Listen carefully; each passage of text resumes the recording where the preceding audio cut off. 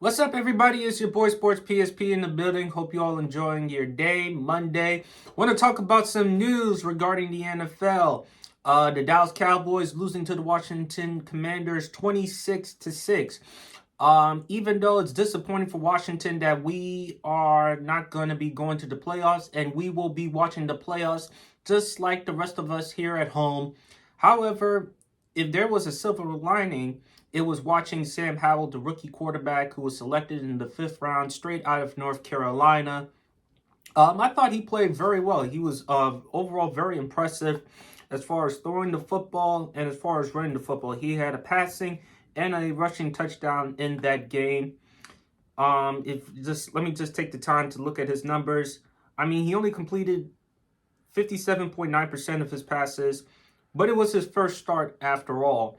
169 yards, one touchdown pass, one interception, a passer rating of 83, and as I mentioned, he had one rushing touchdown. The Washington Commanders beat the Dallas Cowboys 26-6.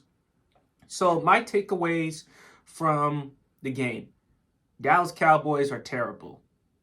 You can say whatever you want about their record. They're 12-5.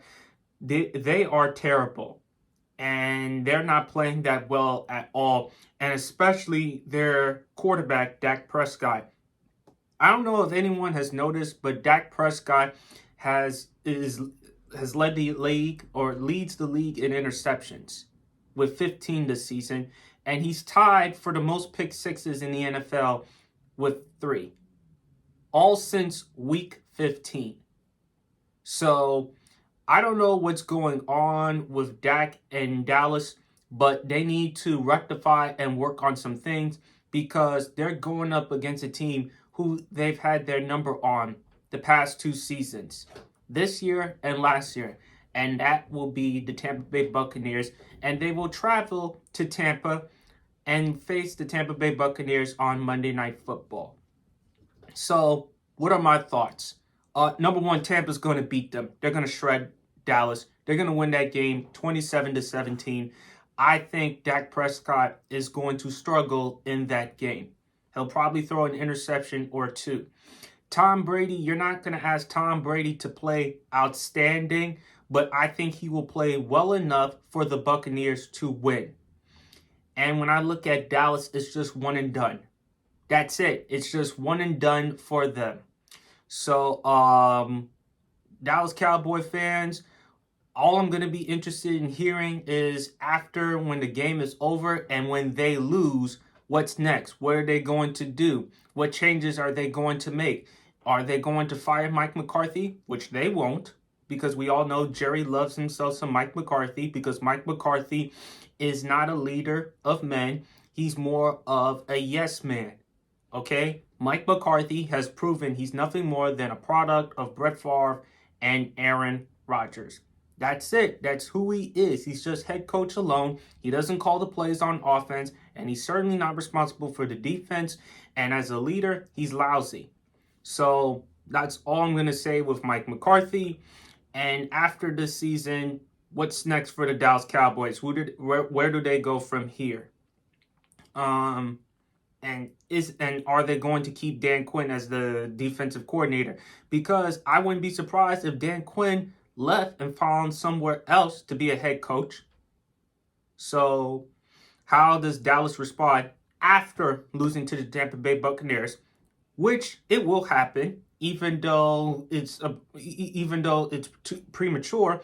But I still believe Dallas will lose against Tampa, all because of Tom Brady, of course. So that's all I'm going to say regarding Dallas. As it pertains to the Green Bay Packers versus the Detroit Lions game, the Packers, with the loss to the Lions, they are eliminated from the playoffs.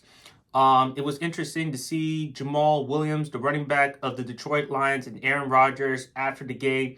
Jamal Williams was asking Aaron Rodgers for his jersey, and Aaron Rodgers said, "I think I'm going to hang on to this one," giving us an indication about what he's going to do for his future. Is he going to play, remain in Green Bay, retire? All I'm going to say with Aaron Rodgers, he's become Brett Favre 2.0. He's becoming more and more like his predecessor, Brett Favre, as far as picking what does he want to do with his future. And that's what happened with Brett Favre over the last couple of years in Green Bay. He couldn't make up his mind whether he wanted to play or retire or show up to training camp or whatever. And I think with Aaron Rodgers, he's followed the same page as Brett Favre. And I think no one should feel sorry at all for Aaron, because the fact of the matter is he came up short in the game yesterday against the Detroit Lions. He came up short, just like he came up short in the playoffs last year against the 49ers and the year before that against the Tampa Bay Buccaneers in the NFC Championship game. He's come up small. And look, Aaron Rodgers, when it's all said and done, he's a top 5 quarterback of all time. He'll be in Canton. He'll get his gold jacket. He'll be a first ballot Hall of Famer. Obviously, the game will miss him because how great of a talent he is or was. But at the same time, should we feel sorry for him after what happened? No, we shouldn't. I mean, and there were too many miscues in the game for the Green Bay Packers, such as the fumble, one of the defensive players or the offensive players from the Green Bay Packers hitting the Lions trainer from behind. You got to give credit where credit is due to the Detroit Lions, considering what they were last year, and look where they are now. Dan Campbell, as the head coach, has done a terrific job. Jared Goff, I thought, played well enough to be in the discussion for the Pro Bowl. I thought he should have made the Pro Bowl over Kirk Cousins, but that's another story for a different day. But what I like from the Detroit Lions, offensively, they are legit. They can score points. They can run the football. They can throw the football well. They just need to improve defensively, but I love the direction where Dan Campbell is taking them. And as far as with head coaching fires, Cliff Kingsbury, look, Cliff Kingsbury was going to be fired after the Cardinals season. No surprise there. The reason why he became the head coach is because of the perception or reputation he earned, such as becoming the next Sean McVay, this offensive guru, this quarterback guy. And considering the quarterbacks he had at Texas Tech, with Patrick Mahomes, and before he went to Oklahoma, Baker Mayfield, he goes to Arizona, he changes the offense, he puts the air raid offense, and then who does he get as the number 1 overall pick, tailor-made for the air raid offense? Kyler Murray, the Heisman Trophy winner, number 1 overall pick out of Oklahoma. So even though Cliff Kingsbury, his first 3 seasons, he improved, and months before this season, he signed a contract extension to 2027. I just think that the Cardinals, they just had enough. They want to move forward. The question is with Arizona, are they going to hire Sean Payton or Jim Harbaugh or whoever is available as far as changing the culture here in Arizona? Because you got to think about your future. Kyler Murray's coming off an injury, a torn ACL. I don't think he'll play until midway of next season. You got to think about other things. You got to think about the NFL draft. You got yourselves a top 3, top 5 pick in this upcoming draft. So you got to do something there. You need a culture change. And I think it's time that you got to get a head coach who can work with Kyler, but also can help the team maximize their potential. The question is who? Should it be Sean Payton or whoever's out there? And then the Houston Texans, they fired Lovie Smith. No surprise there. They're going to hire whoever they want as a head coach.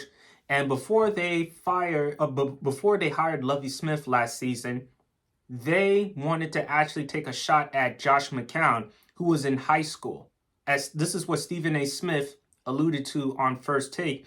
And that was a very interesting point because not only that, there was the whole Brian Flores lawsuit situation. Had the Houston Texans hired Josh McCown, this would validate everything what Brian Flores alluded to in his lawsuit on why he's being blackballed and why there's so many black coaches are not getting opportunities in the NFL, whether blackballed or whiteballed, whatever term you want to use. But this is what Brian Flores was alluding to. So now that Lovie Smith is fired, they're going to hire whoever they want. Who knows? But they ruined their chances as far as getting the number 1 overall pick. Houston has the number 2 overall pick. Chicago has the number 1 overall pick, the Chicago Bears. I believe the Chicago Bears, they're going to trade the number 1 overall pick, and they're going to get multiple draft picks, first round picks in return, because you need to build around Justin Fields. Okay? Quarterback is not the problem in Chicago. I believe you can build around Justin Fields, even though he's not known as the best passer in the world. However, he doesn't have enough talent as far as the receivers. So the best situation for Justin Fields is with Jalen Hurts. Coming into the season, the knock of Jalen Hurts and the Philadelphia Eagles was Jalen Hurts' passing ability. Guess what they've done? They got him A.J. Brown. And the year before that, they got him Devontae Smith. And we've seen Jalen Hurts take a huge step as far as his improvement as a passer. All I'm saying is, if you're Chicago, look at what Philadelphia did and follow that blueprint. Get Justin Fields some weapons to work with. That's all I'm saying. That's how you can build your quarterback. And you need a quarterback because you struggled throughout your history with quarterbacks. Matter of fact, the only quarterback I know that was good enough that you had was Jim McMahon. So Justin Fields, outside of his passing ability, he's terrific as a runner. We know he could take it to the house. So you have something to look forward to. Chicago should trade the number 1 pick, get themselves in return multiple first-round picks, or some big-time players, and build around Justin Fields. But anyway, that's all I really have regarding NFL news. I'll try to come out with some more content, y'all. It's your boy Sports PSP. Hope you all enjoying the rest of your day. And as usual, God bless.